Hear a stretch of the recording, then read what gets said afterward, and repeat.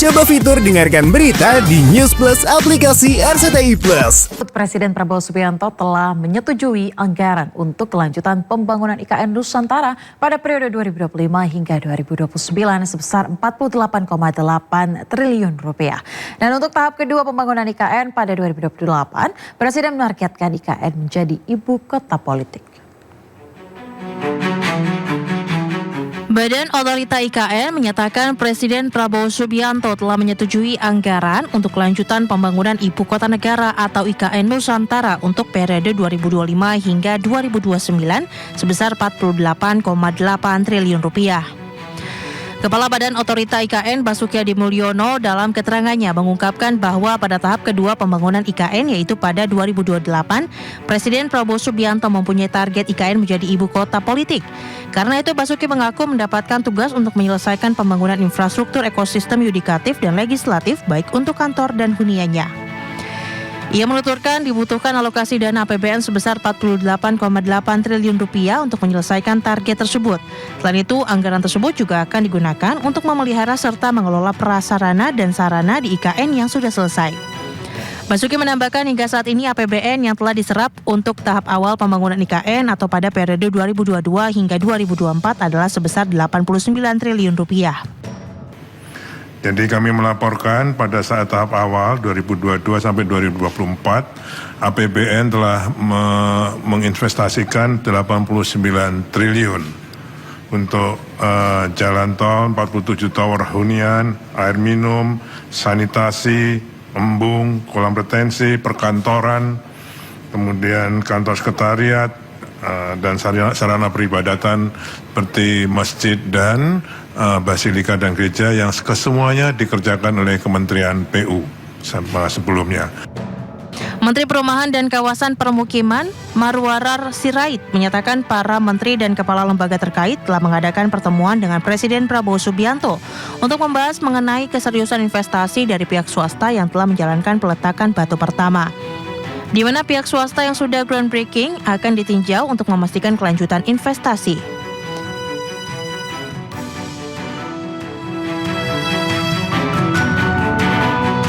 Kementerian Perhubungan mengusulkan pemberlakuan kebijakan bekerja dari mana saja atau work from anywhere pada 24 hingga 27 Maret 2025.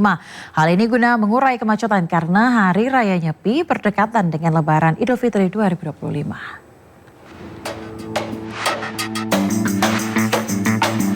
Menteri Perhubungan Dudi Puwagandi membahas wacana Work from Anywhere atau WFA menjelang libur Nyepi dan Idul Fitri 2025. Seperti diketahui, Hari Raya Nyepi tahun 2025 jatuh pada Sabtu 29 Maret, didahului dengan cuti bersama pada Jumat 28 Maret. Apabila sesuai prediksi, Hari Raya Idul Fitri jatuh pada 31 Maret 2025. Dengan waktu libur yang berdekatan, Menteri Perhubungan menilai kebijakan WFA dapat membantu mengurai lonjakan arus mudik. Menteri Agama Nasaruddin Umar pun mendukung usulan ini agar masyarakat dapat bersilaturahmi lebih panjang saat Hari Raya Nyepi dan Idul Fitri 2025. Hingga saat ini, Menteri Koordinator Bidang Pembangunan Manusia dan Kebudayaan Pratikno mengatakan pemerintah sedang mengkaji penerapan work from anywhere selama libur Nyepi dan Idul Fitri tahun ini dengan melibatkan sejumlah kementerian dan lembaga. Dari Jakarta, Tim Liputan iNews melaporkan. Presiden Prabowo Subianto tiba di India Kamis malam waktu setempat. Nantinya pemirsa Prabowo akan melakukan pertemuan dengan Presiden dan Perdana Menteri India serta akan menghadiri perayaan Hari Ulang Tahun ke-76 Republik India.